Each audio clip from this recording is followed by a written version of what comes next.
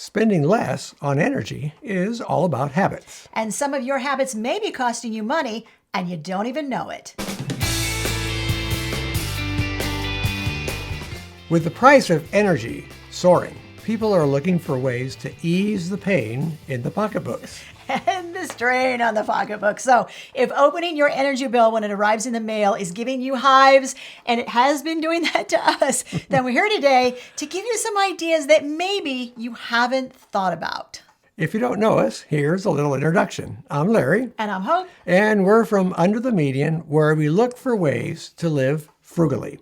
So if you're ready to learn lots and lots of ways to save on money, to spend less and save more, you are in the right place. We've talked a lot on this channel on how to use less energy and lower your utility costs.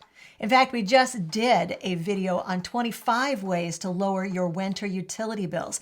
But as we were doing research, we came across 5 ways that you may be wasting energy, specifically electricity, and not even realize it. Spoiler alert, we were doing all 5 of them. So stick with us and make sure you stay with us till the end, because we're going to take you on a little tour of our house and I'm going to show you specifically ways that we have been wasting energy.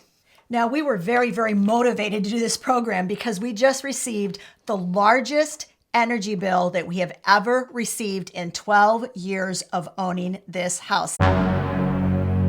Tell us in the comments section if you are in the same boat, because I know we have heard from a whole lot of you that said, please help, my utility bills have doubled. But one of the things you may not realize is even if you are perhaps taking measures to lower your usage, which we have been doing as well, that may not be showing up nearly as well in your final bill at the end of the month as you would like for it to. Now, I went into the back end of our utility company account and I took a screenshot. This shows energy usage that we have had in our home for the past 24 months. So the line on top, that is from 24 months ago until 12 months ago. The line on the bottom, which is substantially lower than that top line, that's the energy usage that we have used electricity in this home for the last 12 months. And you can see that we actually have been trying some things and we have lowered our energy usage, but that's not necessarily showing up in our final bill.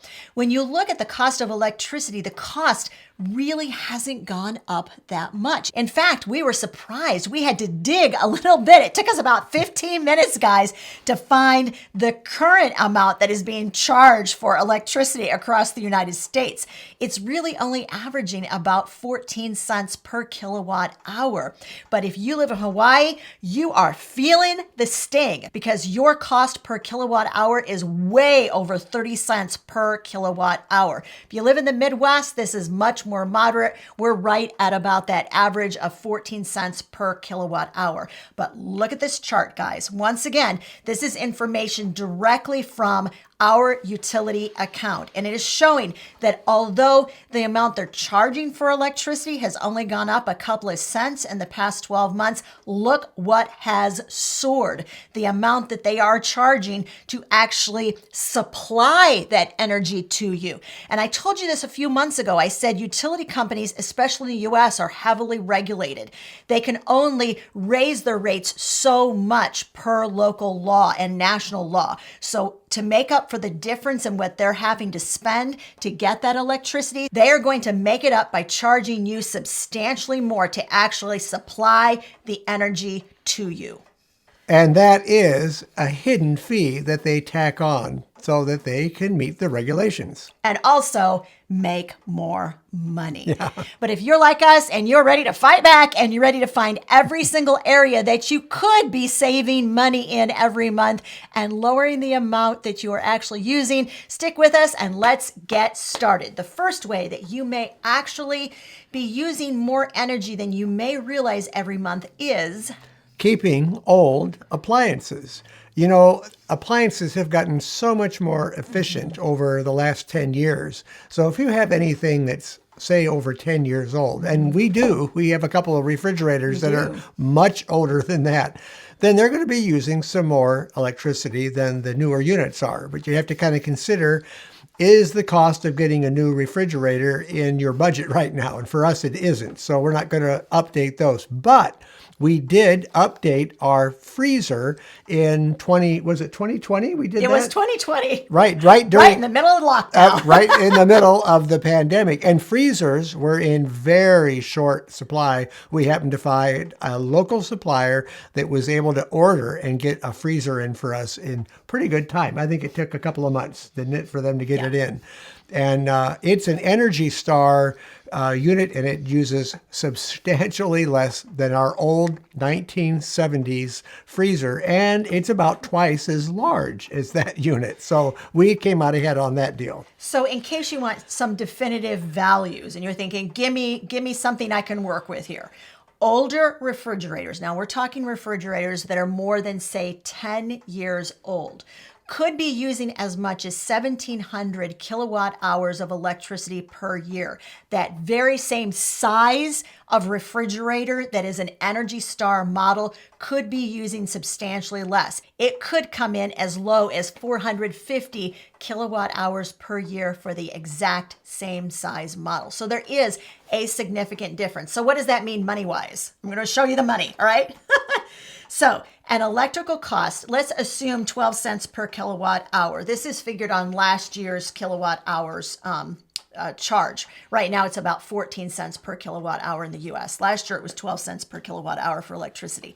So that would represent a savings of $150 per year, which means that you could potentially pay yourself back in somewhere between 7 and 9 years if you went ahead and bought that newer Energy Star model of refrigerator. And I just did the math on those 2 kilowatt hour ratings that you just gave. So the 10-year-old refrigerator was estimated to be using 1,700 kilowatt hours, and the newer one 450. So if you divide 1,700 by 450, you get 3.8. So the newer one is 3.8 times more efficient than the 10-year-old refrigerator. That is substantial. And the payback is pretty good. You're going to keep the refrigerator longer than that, I'm sure. Mistake number 2 is not keeping appliances full. Now, we're not talking just refrigerators and freezers here. What are we talking about, Hope? We're going to give you 4 different kinds of appliances you want to think about when you think in terms of keeping things full. The first one is going to surprise you. It is your washing machine. Now, we actually did an entire video on this and showed you 3 different real simple things you can do that will cut the cost of doing laundry in half. I'll make sure that that video is linked in the description of this video. But the truth is, if you will just take the time and effort to do full loads of laundry instead of partial loads and wash them in cold water, you will save a substantial amount of energy over the course of a year. Okay, what's the second appliance they might want to think of keeping full? This is one we don't think about because we don't own one. Well, we used to have one when we were renting an apartment, but it wasn't ours. We only used it about twice. I think we didn't use it very often. But that is a dishwasher. Now, you want to use full loads in the dishwasher. And you also want to use it less often and let those dishes air dry. Yeah. And you want to use it during off-peak hours. And for us, the rates drop between noon and 4 p.m. So we check the rates every week to determine what's the best part of the day and maybe even what day of the week is best. So you want to watch the weather. The colder it is or the warmer that it is, the more that the utilities companies are going to charge you for your electricity. So you want to get those off-peak hours in to make the most of your usage. Now, not everybody has that opportunity. Many of you have said you have a flat rate that your utility company charges you. There's absolutely no difference between days of the week, times of the day, and whether it's a weekday or a weekend. But if you have that available to you, ask your utility company if there are times of the day or days of the week in which they charge you less during certain hours for your use of electricity. And if you can find out when those times are, then make sure that you are doing as much of the things which actually cost you electricity during those hours. I'm going to show you a chart real quick that just sort of shows you, this is an actual, once again, a screenshot from the back end of our personal account on our utility company website. It shows you that our rates for electricity generally drop consistently between noon and 4 p.m. And you'll see down there at the bottom of the chart all the things that I chose to do on that given day during those off-peak hours that would help me to get done what I need to get done and do it for less money. The next major appliance that you have is one you would probably think of, and that's the refrigerator. You want to keep your refrigerator at least 75% full. Check the temperature on the refrigerator. It runs the best between 35 and 40 degrees. You also want to check the temperature overnight with a bulb thermometer. And remember not to place tender lettuce right under those coils or it will freeze and that will cause it to spoil. Another thing you want to do too is make sure you don't have any food in the freezer that's blocking your air vents. You want those to run without any blockage. You want to have air flowing between things, so you don't want to pack it too tightly. You want to be able to have air circulating between your items in there to make sure that they're staying good and cold. Finally, you want to vacuum those coils to make sure they're running efficiently. The coils have to dissipate heat, and if they're all covered with grease and grime and dirt and dust, they're not going to be dispersing that heat, and that will cause your refrigerator to have to work more.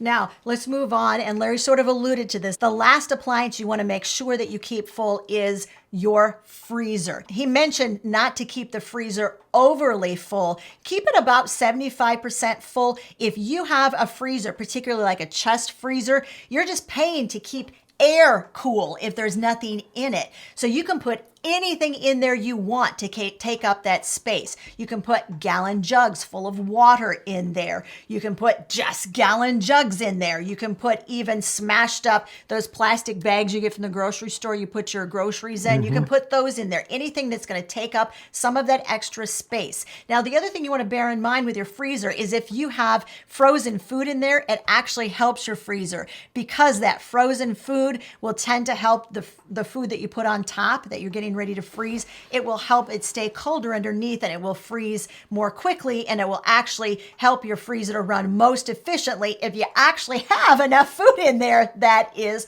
frozen. And finally, if you lose electricity, that frozen food in there, if you have it about 75% full, it's going to help that food to actually stay frozen for a longer period of time. And one more point about the freezers. Now, there are different kinds of freezers and they work differently. The freezer on your upright refrigerator has a blower that blows in the cold air. So your chest freezer doesn't. So a chest freezer, you don't have to worry about packing that in pretty tight. You can pack that in tight and it's not going to hurt a thing. It doesn't have a blower that blows air around like your upright refrigerator does. The third mistake that people make, and we've kind of alluded to this a little bit, is not taking advantage of the lower energy rate hours. This is something that a lot of people don't really think about, but this is a thing that you can do to check your utility company's rates, especially if you're on that hourly rate like we are. We have a special power saving plan that we're on that they actually rate us hour per hour. We had to sign up specially for that plan. So if you're on that kind of a plan, then you want to look and make sure that you're running your appliances at those off-peak hours, and you will save a substantial amount by doing that. The higher our utility bills get, the more Larry and I are consistently in the back end of our utility company website, our personal account, and trying to figure out what we can do that is going to help us to actually spend less energy, because they're going to charge what they're going to charge. So the way that you as a consumer actually try to keep even and beat them at their own game, so to speak, is to use less energy. Now, will any of these things that we're showing you today save you massive amounts of energy? Well, actually replacing it in the refrigerator and getting a new Energy Star model, that's probably the one that's going to save you the most money out of anything we're showing you today. But we've talked about this before. Nickels and dimes add up to dollars. So when we talk about doing those things, you want to take an overview, an overall look at what you're doing. And bear in mind that if you're doing one or two things, that's fine. But if you combine 10 or 20 of these things, then you're looking at some significant savings. The fourth item that's costing you money in your energy is charging items overnight, like your laptop computer and your phone or maybe your iPad. How many of you are guilty of doing that? Definitely. Okay, so this is our new rule. Tell us if you think this in the comment section. Tell us if you think that you too are going to adopt this rule. So set a timer on your watch 2 hours before you go to bed and just tell everybody it's time to plug in those laptops, plug in those phones, recharge your Fitbit, do everything that is going to need to be charged. Let's do it now. 2 hours later, when you're ready for bed, you should be able to take them off of the chargers and they should be fully charged. So that's the new thing we're trying to see if we can avoid charging these overnight. Now, what happens is they will charge up to 100%, but even though they are already charged to 100%, they will continue to draw a small amount of electrical power overnight, even though they are fully charged, simply because they are plugged into the charger. Yeah, it's really better for the item if it's not plugged in. And, frankly, it is kind of easy to plug an item in and leave it overnight. Okay, this is the fifth mistake, and this is the one that we realize that we are incredibly guilty of doing. And that is, guys, I know it sounds scary, but we have vampires in our house. I hope you will find this comfortable. Thanks. It looks very inviting. This is mistake number 5, and this is the one that we found out that we were consistently making and actually not putting a lot of thought into the fact that we could be wasting energy this way. We have something in our house called vampire power. Vampire power is simply the power that items are using that you're not getting any good out of at the time they're using this power. It's mostly items that have remote controls.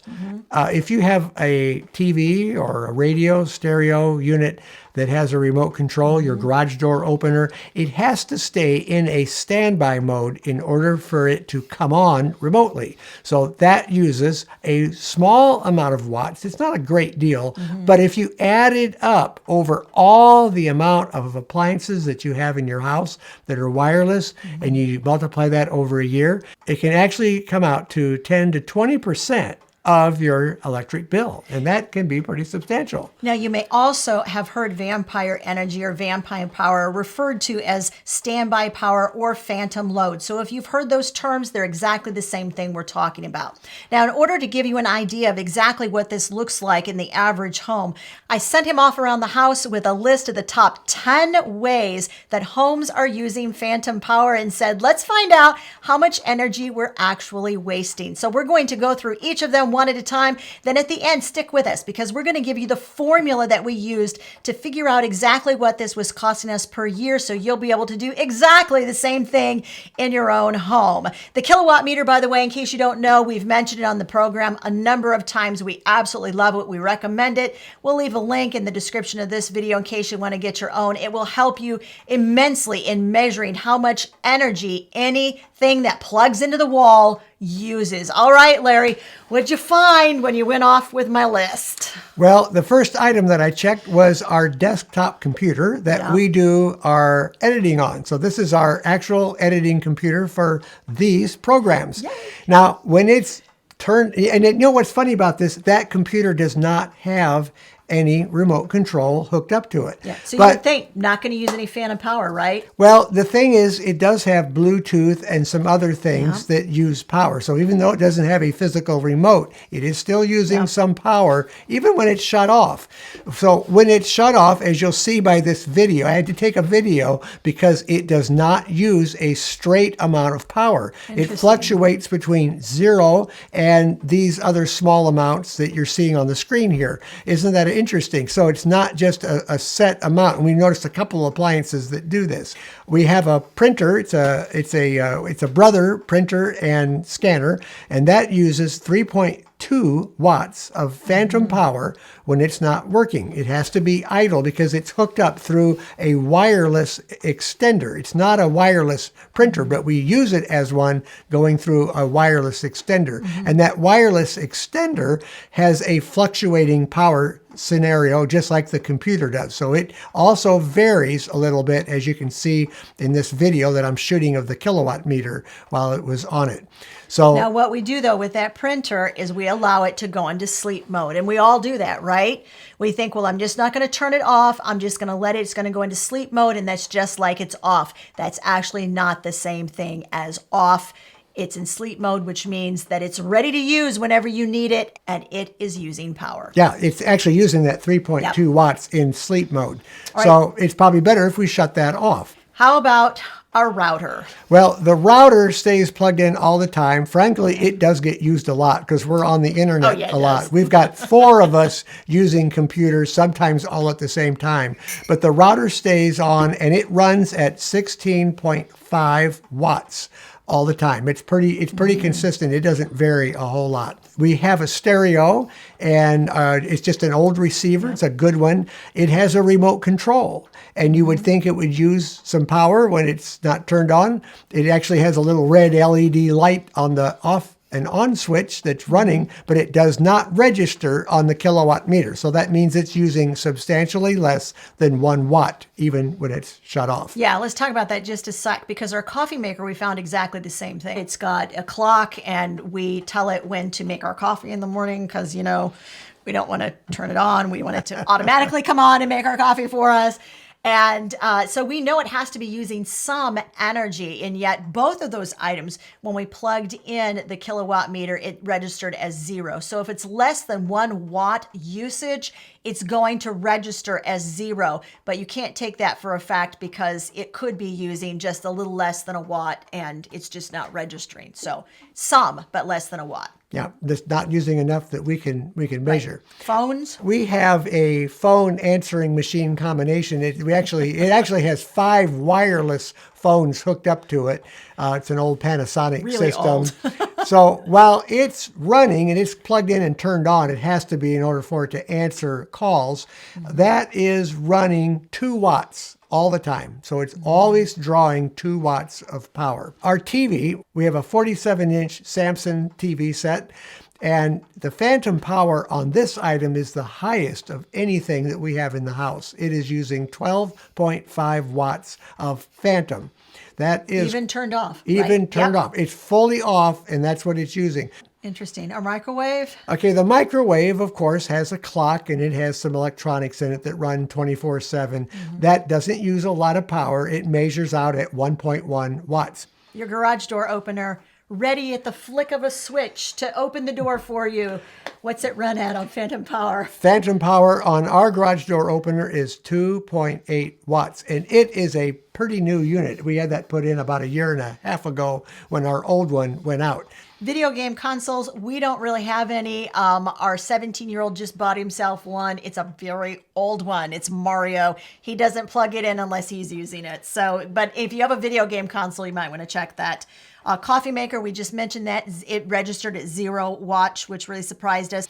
Now, if you have satellite boxes or cable boxes, that's on our list. We don't have those, so we could not measure those. But if you have those, they are something that's considered a source of vampire power, so you might want to check that as well. Now, and they probably, just guessing, I imagine they use between 3 and 5 watts of power for standby. That rounds out the top 10. We have an electronic picture frame.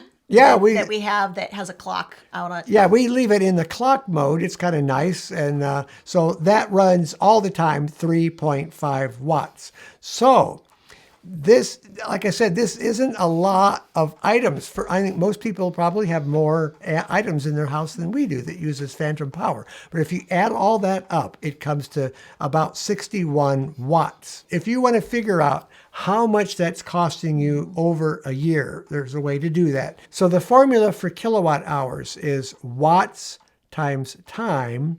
That would be in hours, divided by 1,000. So you take the amount of watts that you get total for every item that you have that's using phantom power, and you multiply that by time. Now the hours in a year comes out to 8,760.